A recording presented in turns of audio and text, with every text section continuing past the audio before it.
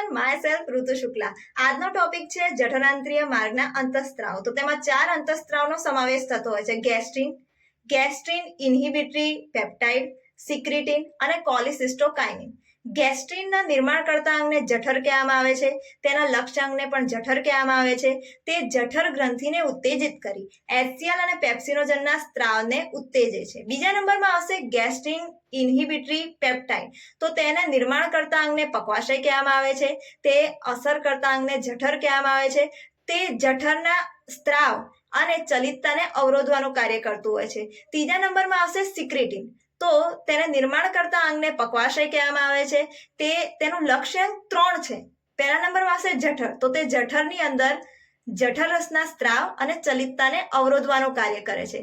સ્વાદુપિંડની અંદર તે સ્વાદુ રસના સ્ત્રાવને ઉત્તેજે છે। તે પાણી અને બાયકાર્બોનેટના સ્ત્રાવને ઉત્તેજવાનું કાર્ય કરતું હોય છે। ત્રીજા નંબરમાં આવશે યકૃત। તો તે પિત્તરસના સ્ત્રાવનું નિર્માણ કરવાનું કાર્ય કરતું હોય છે।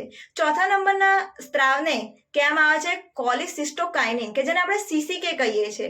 તો તેના નિર્માણ કરતા અંગને આપણે કહીએ છીએ નાનું આંતરડું, અને તેના લક્ષ્ય અંગ જે છે તે 2 છે। પહેલું નંબરમાં આવશે સ્વાદુપિંડ। તો તે સ્વાદુરસના સ્ત્રાવને ઉત્તેજવાનું કાર્ય કરે છે।